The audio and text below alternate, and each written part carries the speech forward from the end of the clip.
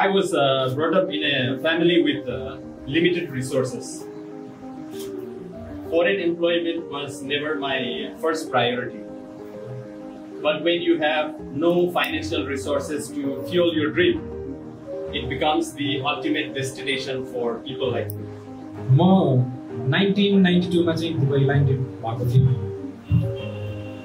त्यति बेला मलाई दुबई कुन देशमा पर्छ मलाई थाहा थिएन। अनि दुबई जाने भइसकेपछि बाग बजारतिर पुगेर घोडाडीतिर पुगेर चाहिँ कुनै किताब पाइन्छ कि भनेर गएको तर पाएन किताब।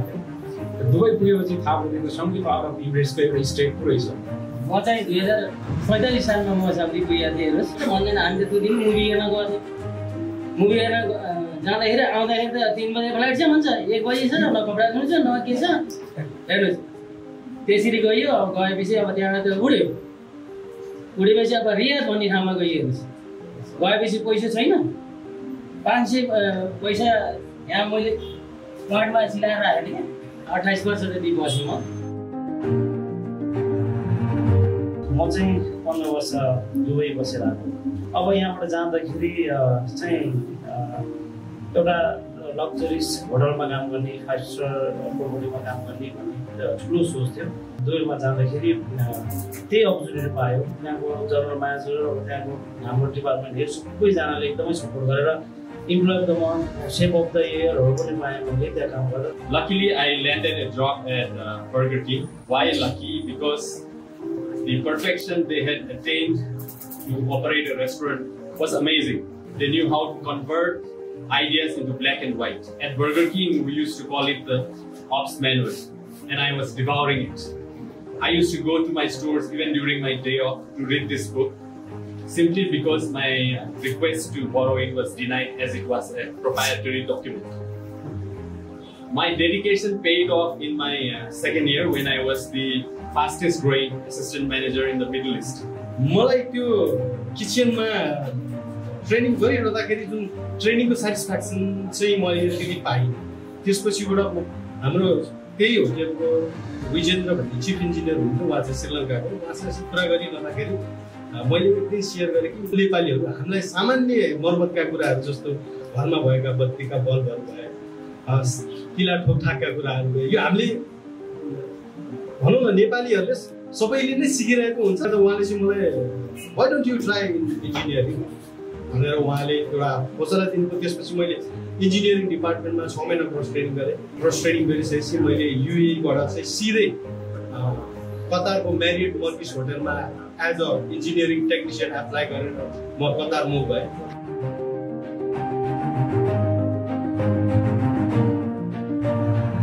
अनेकौँ सपनाहरू बोकेर ठिक आजभन्दा 1.5 वर्ष अगाडि म लगायत मेरा केही साथीहरू लर्न एन्ड अन प्रोग्राम अन्तर्गत चाहिँ हामी इजरायल गएका थियौँ।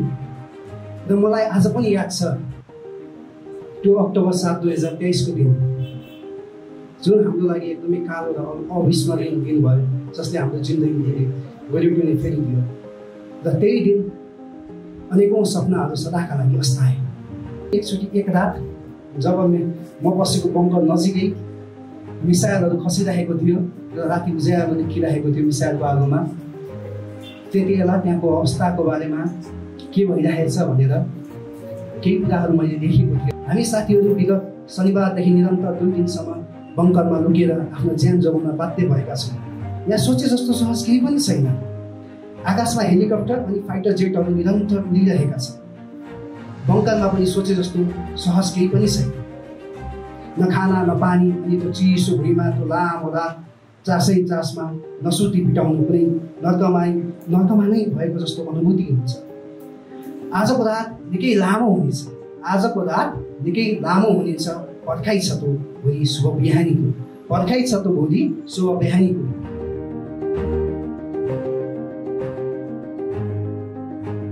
बल्ल बल्ल क्यासेट चाहिँ भरेर चाहिँ पठाएको, कोही मान्छे गएको छ नेपाल भनेर उस हातमा पठायो।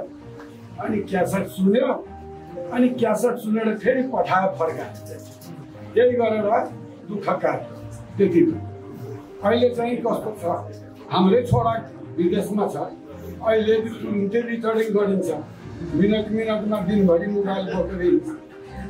एउटा सानो मोबाइल गोजीमा छ, दिनमा 2 चोटि कल गर्छु। सञ्चार माध्यम भनेको नेपालसँग सम्पर्क गर्ने हो कि एउटा चिठीको माध्यम मात्रै थियो। हाम्रो कम्पनीको चाहिँ एउटा मेन रुम सेक्सन थियो। हामी ड्युटीबाट आउँथ्यौँ, बेलुका क्याम्पमा चाहिँ त्यो पिकअप आउँथ्यो।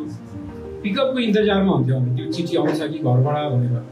चिठी आएको दिन चाहिँ खुसी हुन्थ्यो, नपाएको दिन चाहिँ साथीहरूको आएको थियो, आफ्नो चाहिँ नआउँदा चाहिँ अलिक नराम्रो महसुस हुन्थ्यो। आजभन्दा 10 वर्ष अगाडि भुइँचालो जाँदा यति बेला हामी पीडामै थियौँ। साँच्चै सम्झिँदाखेरि एकदमै मुटु क्षत थियो। त्यति बेला म युएको अबुधाबीमा एउटा कम्पनीमा गार्डको रूपमा काम गर्दै थिएँ। पुलचोकमा रहनुभएकी मेरो एकजना परम मित्रसँग कुराकानी गरिरहेको थिएँ। उहाँले घरै हल्लायो भन्नुभयो। त्यसपछि मैले उहाँलाई बाहिर निस्किनको लागि सूचित गरेँ। पक्कै भुइँचालो हो, बाहिर निस्किनुहोस् भने। उहाँ बाहिर निस्केपछि म सुरक्षित छु भन्नुभयो। तर उहाँ सुरक्षित हुनुभयो भएन मलाई थाहा छैन। आजसम्म उहाँ कुनै पनि हिसाबले मेरो सम्पर्कमा आउन सक्नु भएन।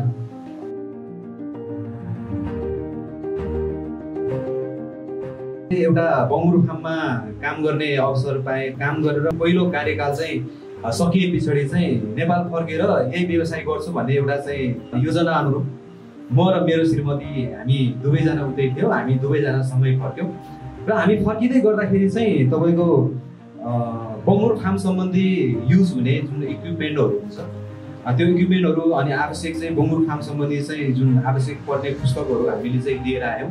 अब नेपालीको प्रायः स्ट्रगल एउटै हुन्, कहानी एउटै हो, घरतरो कहानी भने जस्तै। यो सँगसँगै 18-20 वर्ष बसे पछाडि मैले नि अब नेपालमै के गर्नुपर्छ भनेर सोच लिएर फर्केँ। नेपालमा हामीले गर्ने हो क्या, we can do it, we can build the nation, but we need to dedication and team work actually. Like रिटर्निङहरू हामी कुनै पनि माध्यमबाट एक अर्कामा ट्युनिङ भयो भने we can make a better project, bigger project also. त्यो चाहिँ मलाई लाग्छ इट्स नट इन्डिभिजुअली। हामी कुनै पनि माध्यमबाट ट्युनिङ भए मात्रै we can do better for nation and for our people.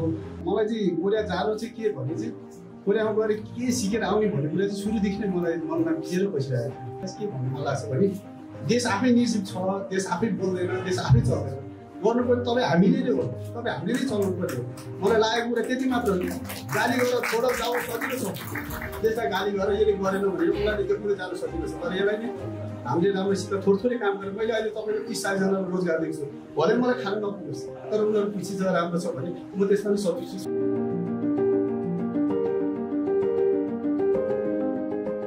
म दुबई युए 20 वर्ष बसेर फर्केको हो र म पहिलादेखि कलम चलाउने मान्छे हो अलिअलि। र यो गजल पनि मैले अब हामी ड्युटी गर्दाखेरि लेख्ने समय भयो नि त, ड्युटी गर्दाखेरि म सेक्युरिटी फिल्डमा काम गर्थेँ। विदेशमा त कति रमाइलो होला, कस्तो सुख होला, कस्तो के होला भन्ने एउटा सोचाइ हुन्छ। तर त्यहाँको मान्छेले खास भोगिरहेको चाहिँ के हुन्छ भन्ने कुरो त्यसलाई पनि यो उल्लेख गरिन्छ।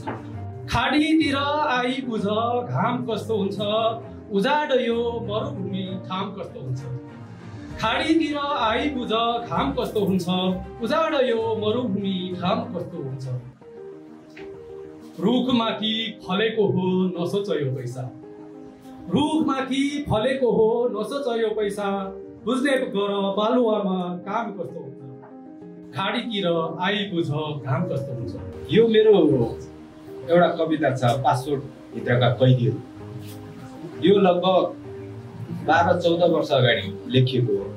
धेरै समय पछाडि पनि सायद यो कविता अझै पनि सान्दर्भिक छ। म यो कविता हजुरहरूलाई सुनाउन चाहन्छु।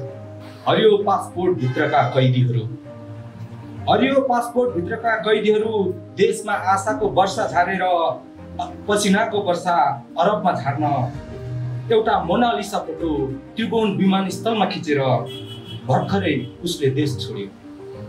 देशमा आशाको वर्षा झारेर पसिनाको वर्षा अरबमा झार्न एउटा मोनालिसा फोटो त्रिभुवन विमानस्थलमा खिचेर भर्खर उसले देश छोड्यो। भोलिबाट उसले बिर्सनेछ गाउँमा बिताएको 25औं वसन्त, सम्झनेछ केवल पासपोर्ट भित्रको आफ्नै जवान चित्र।